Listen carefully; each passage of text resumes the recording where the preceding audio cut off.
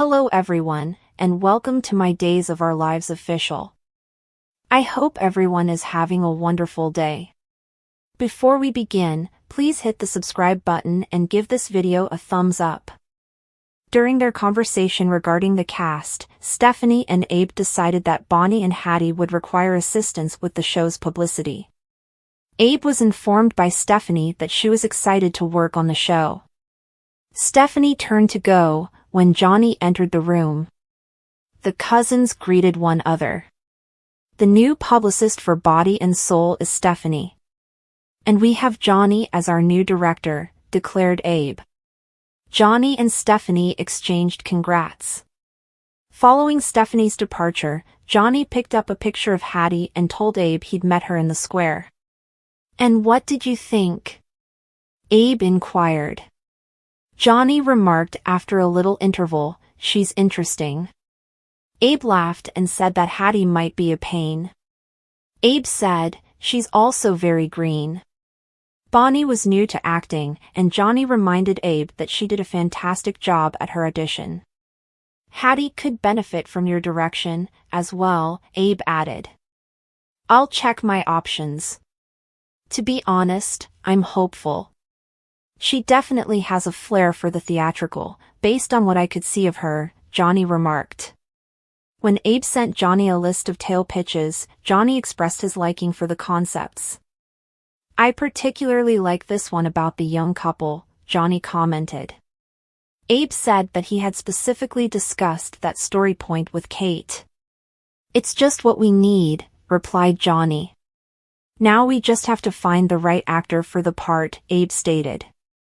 With a cocked head, Johnny proposed Chanel for the Faith part. Abe questioned, "As in my stepdaughter?" Johnny informed Abe that Chanel had impressed him during her role-playing audition for his film about the devil. "What about the bakery?" Abe inquired. "You mentioned that funny," Johnny shot back. Johnny told Abe about his chat with Chanel regarding her wish to pursue a different artistic endeavor. After giving it some thinking, Abe acknowledged that he could picture Chanel in the role. "Now we just need to find a leading man that she's got chemistry with," Johnny added. Alex went to the cafe on the plaza to greet Chanel. "I haven't seen you in a while. How are you doing?" Chanel inquired. "Excellent as ever. My annulment papers arrived recently. I've declared myself single," declared Alex. Chanel mentioned that she was aware of Teresa. "I really apologize. It must have been difficult," Chanel remarked. "Yes," Alex replied. Alex went on to say that because he had not followed his instincts about Teresa from the beginning, he was somewhat to fault for the disaster. "It seems as though you have tuned into a different area of your body." "As usual," Chanel remarked. Reminding Alex of his affair with Ali, Chanel declined to elaborate when he asked. "Whoa. I take it you're still upset with me for having slept with Ali?" stated Alex. Chanel was reminded by Alex that her marriage was fulfilling.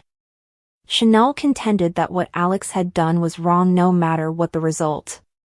Regarding the status of Chanel's relationship with Ali during the affair, she and Alex frequently quarreled. As they walked into the square, Johnny and Abe stepped in to break up the increasingly intense fight. Chanel claimed it was insignificant. It didn't appear insignificant.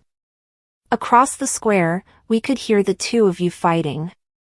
And there is unimaginable tension between you both," Johnny remarked. Abe knit his brow.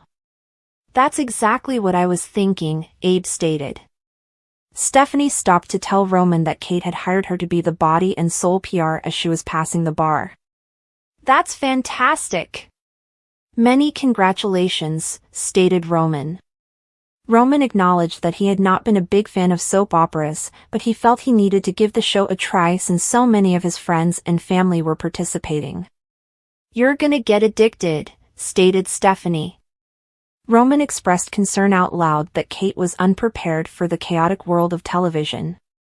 Stephanie expressed her confidence that Kate would be all right. Stephanie should be advised by Roman that Kate can be a very tough boss. Roman's smile withered away and he turned the conversation to Everett. I apologize profusely. How are you doing? Roman inquired. Stephanie stated that she had found it difficult to come to terms with Everett's passing and mentioned that Jada had planned to give Stephanie access to Everett's ashes. He didn't have any family? Roman inquired. None that they were able to find. Stephanie clarified, and since he and Jada were divorced, she felt it was best that I get his ashes. Roman expressed his hope that Stephanie and Jada will be able to move over their tragic experience and move on. Leo read about it while curled up on the bed in his Salem room. Leo gasped, thinking that sounded like something Marlena had been doing lately. You must assist this woman. However, how? Said Leo. Leo called Marlena and left a terrified voicemail, deciding to set up an intervention. Leo acknowledged being taken aback by Hattie's visit to his room. Hattie inquired of Leo whether he had been hired by Body and Soul as a writer.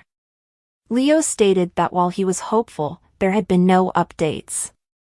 While you are waiting for an answer, you can get busy rewriting the script for me, Hattie remarked. Leo assured Hattie that her issues were nothing more serious than the poor dialogue. Leo responded, I know what's wrong with you. Leo diagnosed Hattie with DID. Hattie inquired, what is that? Hattie would not stop interrupting Leo as he tried to explain the problem. I'm trying to help you, Dr. Evans. Frustrated, Leo let out a shout. To be clear, Hattie was not Marlena. Leo remarked, Hattie is one of your alters. What are you talking about? Hattie retorted. Hattie maintained that she was an individual. Leo seized Hattie's shoulders, gave her a violent shake, and bellowed for Marlena to struggle her way to the surface. Feeling queasy, Hattie withdrew. Leo begged, you have to let me talk to Marlena Evans. All right. Hattie responded, pick up the phone and give her a call. Leo arched an eyebrow in bewilderment. Leo told Hattie that he did not want her to die the same way that his previous boss Everett Lynch had. Hattie turned to go. I don't require assistance. The one in need of assistance is you, said Hattie.